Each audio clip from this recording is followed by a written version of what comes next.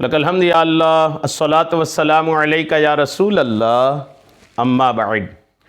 سلسلہ ہے تذکرہ اسلاف کا اس مبارک اور بابرکت سلسلے میں ہم اپنے اسلاف، اپنے بزرگوں کا ذکر خیر، ان کے یوم ولادت اور عرس کی تاریخوں پر کرنے کی سعادتیں حاصل کرتے ہیں۔ آج اس سلسلے میں جس عظیم الشان شخصیت کا ہم ذکر خیر کرنے لگے ہیں وہ ہیں کبیر الاولیاء، سید الاولیاء، امام الاولیاء، امیر الاولیاء، حضرت سیدنا شیخ احمد رفاعی رحمۃ اللہ تعالیٰ علیہ۔ آج آپ کا ذکر خیر ہم اس مناسبت سے کرنے جا رہے ہیں کہ 22 جمادی الاول آپ کے عرس کی تاریخ ہے۔ 22 جمادی الاول آپ کے عرس کی تاریخ پر آپ کی بارگاہ میں خراج عقیدت پیش کرتے ہوئے یہ بیان ناظرین تک پہنچانے کی سعادتیں حاصل کر رہے ہیں۔ عرض ہے کہ اول تاخیر توجہ کے ساتھ بیان سننے کی سعادتیں حاصل کیجیے۔ آئیے حضرت کے ذات پر آج آپ کی کرامات، آپ کے فضائل و کمالات پر ہم کچھ باتیں پیش کریں گے۔ اس سے پہلے چند بزرگوں کا شیخ احمد رفاعی رحمۃ اللہ علیہ کے تعلق سے جو تاثرات ہے وہ سنتے جائیے۔ کسی نے حضور غوث اعظم شیخ عبد القادر جیلانی رحمۃ اللہ تعالیٰ علیہ کی بارگاہ میں امام رفاعی علیہ رحمہ کے متعلق پوچھا تو ارشاد فرمایا ان کا اخلاق سر تاپا، غوث پاک فرماتے ہیں کہ ان کا اخلاق سر تاپا شریعت اور قرآن و سنت کے عین مطابق ہے، اور ان کا دل اللہ رب العزت کے ساتھ مشغول ہے۔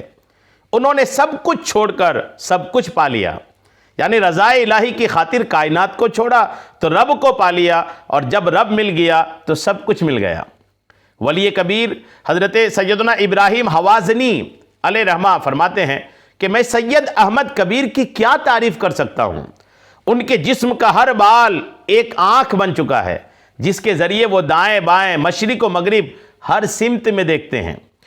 اعلیٰ حضرت امام اہل سنت علیہ رحمہ فرماتے ہیں کہ آپ کا شمار اقطاب اربعہ سے، یعنی ان چہار میں جو تمام اقطاب میں اعلیٰ و ممتاز گنے جاتے ہیں، اول حضور پرنور سیدنا غوث اعظم، دوم سید احمد رفاعی، سوم حضرت سید احمد کبیر بدوی، چہارم حضرت سید ابراہیم دسوقی رحمۃ اللہ تعالی علیہم۔ آئیے آپ فضائل و کمالات کی طرف چلتے ہیں۔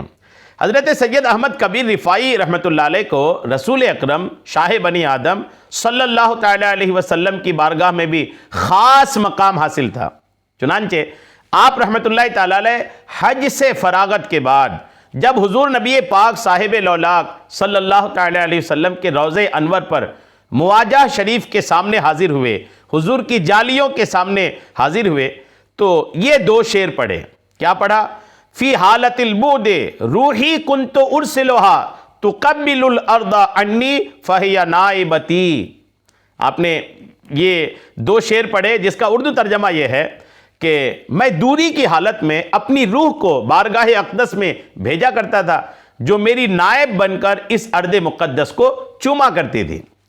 اس کے بعد فرمایا وَهَذِهِ نَوْبَةُ الْأَشْبَاحِ قَدْ ظَهَرَتْ فَامْدُدْ يَمِينَكَ كَيْ تَحْظَىٰ بِهَا شَفَتِي۔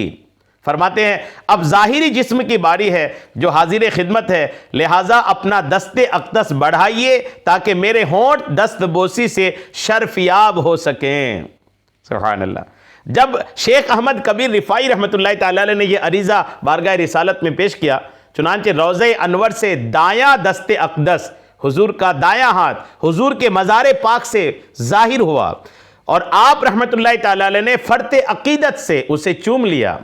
اس منظر کو وہاں موجود لوگوں نے بھی دیکھا۔ اس واقعے کا ذکر امام اہل سنت امام احمد رضا خان فتاوی رضویہ جلد 22 صفحہ 374 میں بھی فرمایا ہے سنہری جالیاں ہوں آپ ہوں اور مجھ سا آسی ہو، وہی یہ جاں جدا ہو جانے جانا یا رسول اللہ۔ یہ ایک حقیقت ہے کہ اللہ عز و جل اپنے فضل و کرم سے اپنے برگزیدہ بندوں کو بہت سے کمالات اور ما فوق الفطرت تصرفات عطا فرماتا ہے۔ حضرت سیدنا احمد کبیر رفاعی رحمۃ اللہ تعالی علیہ بھی انہی بندگان خدا میں سے ایک کثیر الکرامات بزرگ ہیں۔ آپ کی ذات سے وقتاً فوقتاً ایسے ایسے کمالات ظاہر ہوتے رہے جنہیں پڑھنے اور سننے سے عقل دنگ رہ جاتی ہے، اور زبان شوق سے بے اختیار سبحان اللہ عز و جل کی صدائیں بلند ہوتی ہیں۔ آئیے ہم بھی حصول برکت کے لیے آپ کی چند کرامات سننے سنانے کی سعادتیں حاصل کرتے ہیں۔ ایک مرتبہ حضرت سیدنا احمد کبیر رفاعی رحمۃ اللہ علیہ اپنے مرید خاص حضرت سیدنا جمال الدین رحمۃ اللہ علیہ کی خواہش پر ان کے لیے ایک باغ کی خریداری کے لیے گئے، تو باغ کے مالک شیخ اسماعیل نے کہا کہ اگر اس باغ کے بدلے مجھے میری منہ مانگی چیز نہ ملی تو میں ہرگز نہ بیچوں گا۔ آپ رحمۃ اللہ علیہ نے فرمایا، اے اسماعیل مجھے بتاؤ اس کی کیا قیمت چاہتے ہو؟ اس نے کہا، یا سیدی میں جنتی محل کے بدلے ہی یہ باغ آپ کو دے سکتا ہوں۔ آپ نے فرمایا، میں بھلا کون ہوتا ہوں جو مجھ سے جنتی محل مانگ رہے ہو؟ مجھ سے دنیا کی جو چیز چاہو مانگ لو۔ اس نے کہا، مجھے دنیا کی کوئی چیز نہیں چاہیے۔ آپ رحمۃ اللہ تعالی علیہ نے، شیخ احمد کبیر رفاعی رحمۃ اللہ علیہ نے اپنا سر مبارک جھکایا، چہرے کی رنگت تبدیل ہو کر پیلی پڑ گئی، تھوڑی دیر بعد میں سر اٹھایا تو پیلاہٹ سرخی میں تبدیل ہو گئی، پھر فرمایا، اسماعیل جو تم نے مانگا تھا میں نے اس کے بدلے یہ باغ خرید لیا ہے۔ سبحان اللہ، یعنی جنت کے بدلے میں باغ عطا فرمایا، جنت کے باغ کے بدلے میں وہ باغ آپ نے خریدا۔ اس نے عرض کی، یا سیدی یہ بات مجھے آپ لکھ کر کے عطا فرما دیں۔ چاہنے والا بھی دیوانہ تھا، کہنے لگا، حضور آپ لکھ کر دیں کہ آپ اس باغ کے بدلے میں، جنت کے بدلے میں یہ باغ خریدا ہے۔ آپ رحمۃ اللہ علیہ نے، شیخ احمد کبیر رفاعی رحمۃ اللہ علیہ نے ایک کاغذ پر بسم اللہ شریف لکھنے کے بعد یہ عبارت تحریر فرما دی کہ یہ وہ محل ہے جسے اسماعیل بن عبد المنعم نے فقیر حقیر بندے احمد بن ابو حسن رفاعی سے خریدا ہے، جس کے ضامن حضرت علی کرم اللہ تعالی وجہ الکریم ہیں۔ اس کا حدود اربع یہ ہے کہ ایک طرف جنت عدن ہے تو دوسری طرف جنت ماوا ہے، تیسری جانب جنت خلد اور چوتھی جانب جنت فردوس ہے۔ وہاں کی سب حوریں و غلمان، قالین، ساز و سامان، نہریں اور سب درخت اس سودے میں شامل ہیں۔ یہ محل اسماعیل کے دنیاوی باغ کے بدلے میں ہے، اللہ عز و جل اس بات کا شاہد و کفیل ہے۔ سبحان اللہ۔ پھر آپ رحمۃ اللہ علیہ نے وہ کاغذ تہہ کر کے شیخ اسماعیل کے حوالے کر دیا۔ وہ تحریر لے کر اپنے بچوں کے پاس آئے اور فرمایا، میں یہ باغ سیدی احمد کو بیچ چکا ہوں۔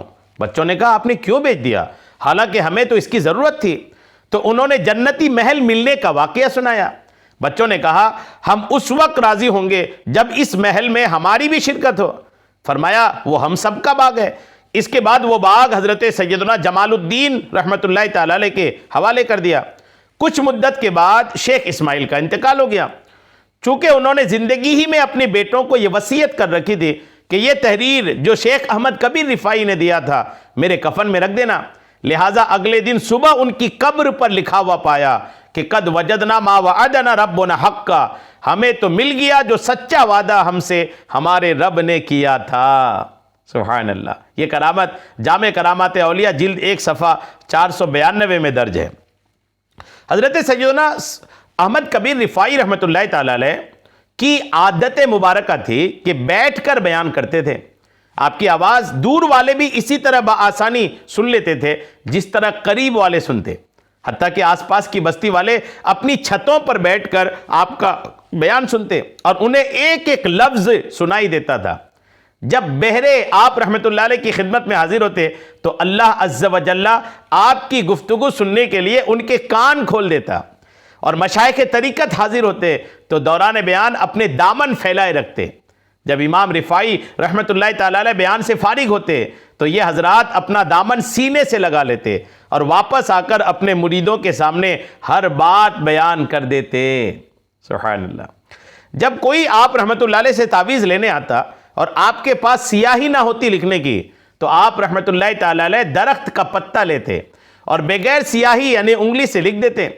ایک مرتبہ ایک شخص کو سیاہی کے بغیر تعویذ لکھ کر دیا، اس نے پتہ لیا اور عرصہ دراز کے بعد آپ کی خدمت میں وہی پتہ لے کر حاضر ہوا اور بطور امتحان آپ کی خدمت میں تعویذ لکھنے کے لیے پیش کیا۔ جب آپ رحمت اللہ علیہ نے پتہ دیکھا تو اسے جھڑکنے کے بجائے نہایت نرمی کے ساتھ ارشاد فرمایا، بیٹا یہ تو پہلے لکھا ہوا ہے، اور پھر وہ پتہ اسے واپس کر دیا۔ سبحان اللہ۔ حضرت سیدنا احمد کبیر رفاعی رحمت اللہ علیہ کے بھانجے حضرت سیدنا ابو الفرج عبد الرحمن رفاعی رحمت اللہ علیہ فرماتے ہیں، ایک مرتبہ میں ایسی جگہ چھپ کر بیٹھا تھا کہ جہاں سے امام رفاعی رحمت اللہ علیہ کو دیکھ کر ان کی باتیں سن سکتا تھا کہ یکایک فضا سے ہوا سے ایک آدمی زمین پر اترا اور آپ کے سامنے آ کر بیٹھ گیا۔ آپ رحمت اللہ تعالی علیہ نے فرمایا، مشرق سے آنے والے کو خوش آمدید۔ اس نے عرض کی 20 دن سے میں نے کچھ نہ کھایا ہے نہ پیا ہے، میں چاہتا ہوں آپ مجھے میری پسند کا کھانا کھلائیں۔ آپ نے فرمایا تمہاری خواہش کیا ہے؟ اس نے نظر اٹھائی تو 5 مرغابیاں فضا میں اڑ رہی تھیں۔ اس نے کہا مجھے ان میں سے ایک بھنی ہوئی مرغابی، گندم کی 2 روٹیاں اور ٹھنڈے پانی کا ایک جگ چاہیے۔ شیخ احمد کبیر رفاعی رحمۃ اللہ تعالی علیہ نے ان مرغابیوں کو دیکھا اور فرمایا فوراً اس آدمی کی خواہش پوری کر دو۔ ابھی بات مکمل بھی نہ ہوئی تھی کہ ان میں سے ایک بھنی ہوئی مرغابی آپ کی خدمت میں حاضر ہو گئی۔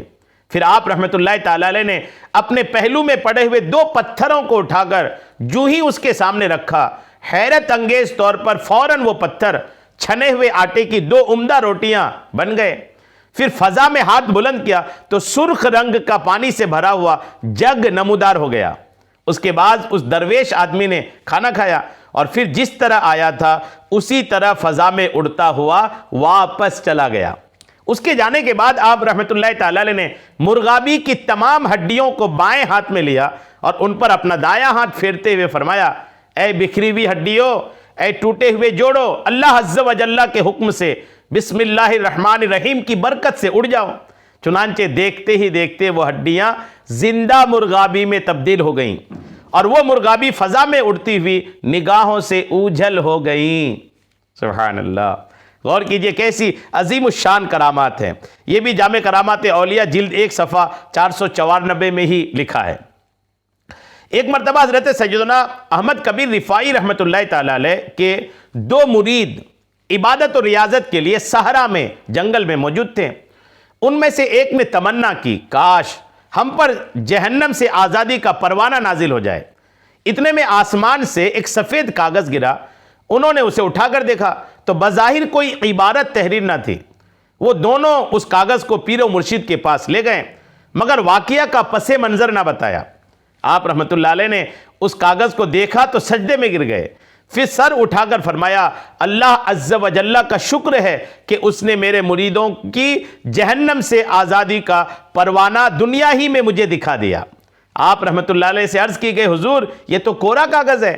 فرمایا دست اقدس، دست قدرت سیاہی وغیرہ کا محتاج نہیں، یہ کاغذ نور سے لکھا ہوا ہے۔ سبحان اللہ، غور کیجئے جامع کرامات اولیاء جلد 1 صفحہ 493 میں یہ واقعہ الحمدللہ منقول ہے۔ غور کیجئے کیسے عظیم الشان شخصیت ہیں حضرت سیدنا شیخ احمد کبیر رفاعی رحمۃ اللہ تعالی علیہ، بہت بڑے بزرگ ہیں۔ سرکار غوث پاک رحمۃ اللہ تعالی علیہ نے بھی ان کی عظمتیں بیان فرمایا ہے۔ الحمدللہ ایسے عظیم الشان شخصیت کا عرس 22 جمادی الاول کو الحمدللہ دنیا اسلام، عالم اسلام مناتی ہے۔ الحمدللہ ہمیں بھی چاہیے کہ اس عظیم الشان شخصیت کی بارگاہ میں خوب خراج عقیدت پیش کریں۔ اپنے اپنے انداز میں اپنے طور طریقے سے حضرت کی بارگاہ میں خراج عقیدت پیش کر دیا ہے۔ اللہ کریم قبول فرمائے۔ آپ اس کو سنیں تو ان کو دوسروں تک پہنچا کر کے خوب برکتیں حاصل کیجیے۔ سارا بیان جو میں نے پیش کیا ہے فیضان سید کبیر رفاعی مکتبۃ المدینہ نے کتاب شائع کیا ہے، اس کتاب سے برکتیں حاصل کرتے ہوئے ہم نے پیش کیا ہے۔ اللہ کریم قبول فرمائے۔ آمین بجاہ النبی الامین صلی اللہ تعالی علیہ وسلم۔